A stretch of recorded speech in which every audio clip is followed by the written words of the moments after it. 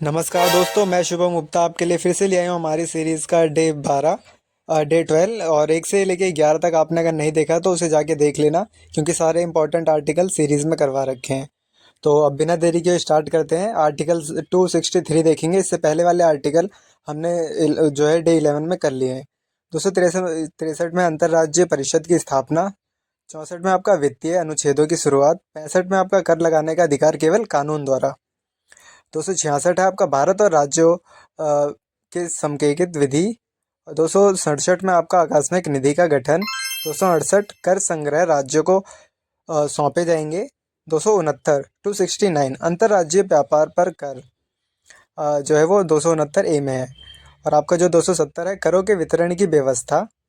और आपका जो 271 है वो संसद को अधिभार लगाने का अधिकार प्रदान करता है। 271 वाला आर्टिकल एसएससी और सभी एग्जाम्स के लिए सारे इंपॉर्टेंट है ये आर्टिकल।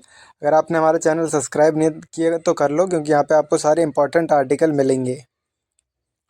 272 वाला जो आर्टिकल है उसे भी हटा दिया गया है। 273 जो आपका जूट उत्पादक राज्यों के लिए विशेष अनुदान। 274 आपका कुछ विधेयकों के लिए राष्ट्रपति की सिफारिश आवश्यक है। 275 है आपका जो विशेष अनुदान राज्यों को, ये भी इंपॉर्टेंट आर्टिकल है। सारे इंपॉर्टेंट आर्टिकल हैं। 276 आपका पेशे व्यापार व रोजगार पर कर। 277 आपका पुराने कर को जारी रखा जा सकता है, इंपॉर्टेंट है ये भी। 278 है वो भी आपका हटा दिया गया है। और आपका 279 279 कर संग्रह तथा वितरण से संबंधित गणना। 280 आपका वित्त आयोग की स्थापना जो है 280 के तहत हुई थी। 281 में आपका वित्त आयोग की रिपोर्ट राष्ट्रपति को प्रस्तुत की जाएगी।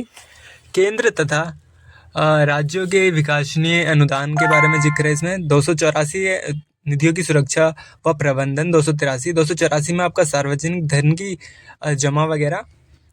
285 आपका केंद्र की संपत्ति पर राज्य कर से छूट। 286 आपका राज्य की बिक्री पर कर लगाने की सीमा। 287 है आपका केंद्र सरकार की बिजली पर राज्यों का कर नहीं लगेगा। 288 आपका केंद्र सरकार के औद्योगिक उपक्रमों पर कर से छूट। आपका जो आर्टिकल 289 है 289 राज्यों की संपत्ति पर केंद्र कर से छूट। 290 है आपका पुराने कर समझौता जारी रहेंगे। 291 आपका इसे हटा दिया गया, ये भी हटा दिया। काफ़ी आर्टिकल हटाए हैं, वो सारे मैंने करवाए हैं। 292 आपका केंद्र सरकार का ऋण लेने का अधिकार।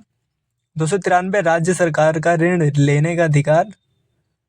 294 आपका संपत्ति अधिकार व दायित्व का हस्तांतरण, मतलब किसी और के नाम करना है, ये सब।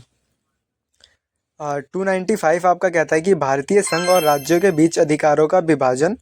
ये सारे इंपॉर्टेंट आर्टिकल हैं। 295 तक इसमें किए हमने, और इससे आगे आपका जो है वो डे 13 में होगा। और ये डे 12 हमारा कवर हो गया है। तो चैनल को सब्सक्राइब कर लो, ताकि टाइम पे आपको सारी नोटिफिकेशंस मिलती रहे और आर्टिकल जो है आपके बेहतरीन तरीके से याद हों। तो वीडियो ख़त्म करते हैं। Thank you guys.